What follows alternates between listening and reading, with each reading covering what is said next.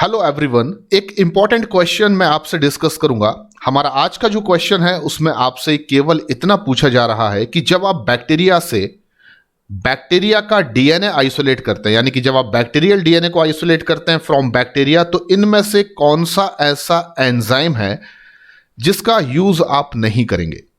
Option A है lysozyme. और हम सभी जानते हैं कि अगर आपको बैक्टीरिया से बैक्टीरिया का डीएनए आइसोलेट करना है, बैक्टीरिया से बैक्टीरियल डीएनए को आइसोलेट करना है, तो लाइसोजाइम काफी इंपॉर्टेंट रोल प्ले करेंगे, क्योंकि ये लाइजिंग एंजाइम है और ये बैक्टीरियल सेल लाइसिस के लिए काफी इंपॉर्टेंट हो जाते हैं। क्योंकि जब भी आपको बैक्टीरिया से डीएनए बाहर निकालना होगा तो पहले आपको बैक्टीरिया की सेल का लाइसिस करना होगा, एंड बैक्टीरियल सेल लाइसिस के लिए रिस्पॉन्सिबल लाइजिंग एंजाइम को हम कहते हैं लाइसोजाइम। अगला एंजाइम लिखा हुआ है राइबोन्यूक्लियेज।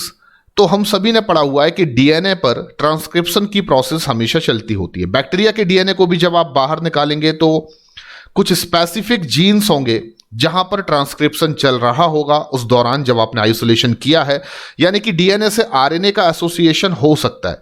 और डीएनए से आरएनए को रिमूव करने के लिए हम राइबोन्यूक्लियेज एंजाइम को डीएनए पर अप्लाई करेंगे, ताकि जहां जहां आरएनए हो वहां पर आरएनए के न्यूक्लियोटाइड हाइड्रोलाइज्ड हो जाएं और हम डीएनए से आरएनए को क्या कर सकें, रिमूव्ड कर सकें। तो ये भी काफी इंपॉर्टेंट एंजाइम है, क्योंकि ये आरएनए को डीएनए से सेपरेट करने के लिए जरूरी है। तीसरा एंजाइम है प्रोटीएज।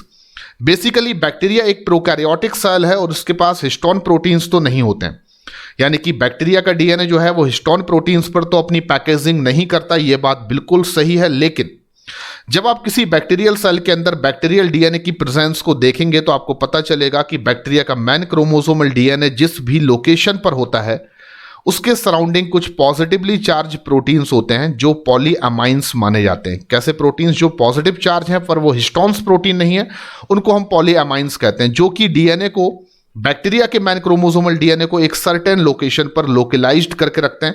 क्योंकि बैक्टीरिया के पास डेवलप्ड न्यूक्लियस तो होता नहीं है, इसलिए ये पॉजिटिवली चार्ज प्रोटीन पॉलीअमाइंस बैक्टीरिया के मैन क्रोमोसोमल डीएनए को एक सर्टेन लोकेशन पर लोकलाइज्ड करके रखते हैं। जब आप डीएनए को आइसोलेट करते हैं तो इन प्रोटीन्स का एसोसिएशन भी डीएनए के साथ हो सकता है, और इन प्रोटीन्स को डीएनए से अलग करने के लिए, रिमूव करने के लिए हम प्रोटीएज एंजाइम का यूज कर सकते हैं, because they are protein hydrolysing enzyme. ये प्रोटीन को हाइड्रोलाइज करने का काम करते हैं।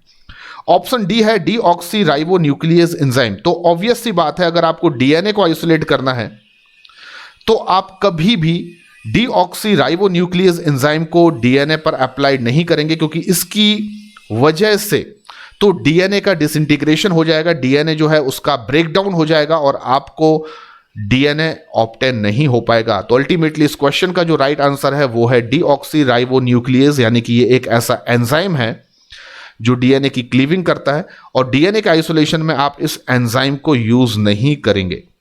Clear? Thank you very much.